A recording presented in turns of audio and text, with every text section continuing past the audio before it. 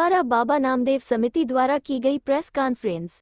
गुरुद्वारा बाबा नामदेव समिति द्वारा व दिल्ली सिख गुरुद्वारा प्रबंधक कमेटी द्वारा विशेष रूप से सुरजीत सिंह ओबरॉय को 1984 सीकर नरसंहार व दोषियों को सजा दिलाने के लिए विशेष रूप से सक्रियता से जिम्मेदारी दी गई, जिसको लेकर सुरजीत सिंह ओबरॉय हमेशा संस्था व अन्य लोगों से सहयोग लेकर लगभग 40 के करीब सिख नरसंहार के दोषियों को जेल में गिरफ्तारी करके पकड़वाने में SIT कानपुर का सहयोग देते रहे। उत्तर प्रदेश के माननीय योगी आदित्यनाथ जी ने इस कार्य के लिए उन्होंने अपने आवासीय उत्तर प्रदेश शेख प्रतिनिधियों की बैठक में सम्मानित रूप से सम्मान भी किया। इनकी लोकप्रियता से भयभीत होकर कुछ लोग इनके लिए राजनीतिज्ञ व दृश्य भावना द्वारा संयंत्र रखने की संभावना है व दोषी परिवार भी इनको निशाना बना किसी भी हद तक जा सकते हैं, जिसका संपूर्ण कानपुर का सिख समाजवाद दिल्ली सिख प्रबंधक कमेटी पुरजोर विरोध करते हुए हर कदम में उनके साथ कंधे से कंधा मिलाकर खड़ी है। इस संदर्भ में शीघ्र सबूतों समेत मुख्यमंत्री जी के समक्ष प्रस्तुत वस्तुस्थिति से अवगत कराया जाएगा। अध्यक्ष हूँ। अभी 30 तारीख को मुझे कार्डिक प्रॉब्लम हुई, 2 तारीख को एनजीओ हुई, 4 तारीख को मैं डिस्चार्ज हुआ और 6 तारीख को मैं विश्व हिंदू परिषद के हिंद चिंतक अभियान के स्टॉल में था। इसी तरह जब 3 साल पहले मैंने 1984 सिख सरकार के SIT के साथ सहयोग किया और आज जब 45 से ज़्यादा लोग गिरफ्तार हो चुके हैं और करीब 15 से 20 लोग अभी बाकी हैं केवल, तो मुझे ऐसी जानकारी आ रही है कि मेरे खिलाफ एक चक्रव्यूह सा रचा जा रहा है, कुचक्र रचा जा रहा है। चाहे वो मेरी प्रतिष्ठा को धूमिल करने को हो सकता है, चाहे वो मेरे ऊपर जानलेवा हो सकता है, या वो मेरे खिलाफ कुछ भी कर सकते हैं।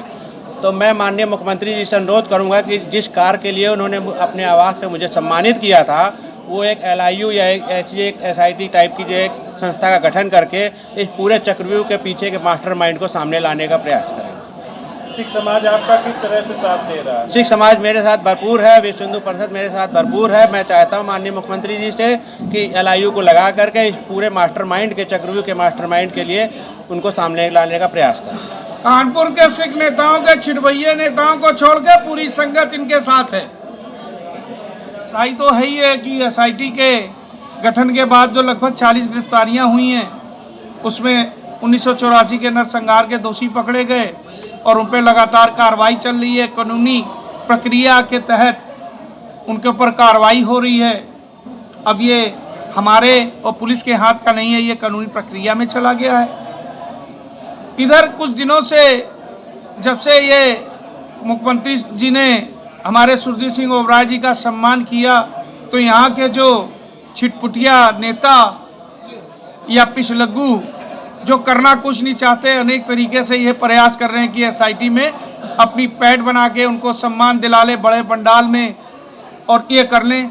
मैं उस जत्थेबंदियों से, उन संस्थाओं से जिन्होंने सम्मान करने के उसमें पड़े हैं कि आज तक SIT के लिए उन्होंने क्या काम किया है, वो उसको कच्चा चिट्ठा खोल के दिखाएं। एक काम भी किया होगा तो मैं इस गुरुद्वारे में कहता हूँ कि जो मेरे लिए सजा होगी मैं उसको कबूल करने के लिए तैयार हूँ। खाली सिर्फ पंडाल में बड़े लोगों को बुला के और SIT का सम्मान करना, ये कहाँ की बात है? काम के लिए किसी दिन एक दिन गए हो, बढ़ा के सरोपत देना तो बहुत, सम्मान देना तो बहुत आसान है, पर उनसे कार लेना सबसे मुश्किल काम है। इस कार को होना चाहिए।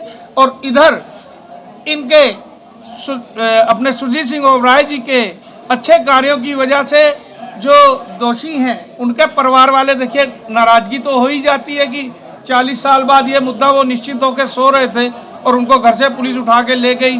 समाज में, उनके अपने परिवारों में उसकी कितनी बेइज्जती हुई। तो कोई ना कोई कुचल रखने की वो साजिश कर रहे हैं। इसके सावधान रहने के लिए आज इस प्रेस वार्ता का आयोजन किया गया कि इस तरफ या इस तरीके की कोई भी साजिश रचेगा तो उसको छोड़ा नहीं जाएगा। ये माननीय योगी नाथ जी की सरकार है, ये कोई गुंडागर्दी बर्दाश्त नहीं करती, कोई गलत कार बर्दाश्त नहीं करती और वो उनका पूरा संरक्षण हमारे ऊपर है, सिख समाज के साथ है। उसके लिए वो बधाई के पात्र हैं। बाकी मैं कहूँगा कि अपने कुछ विचार सुरजीत सिंह ओबरॉय भी रखें।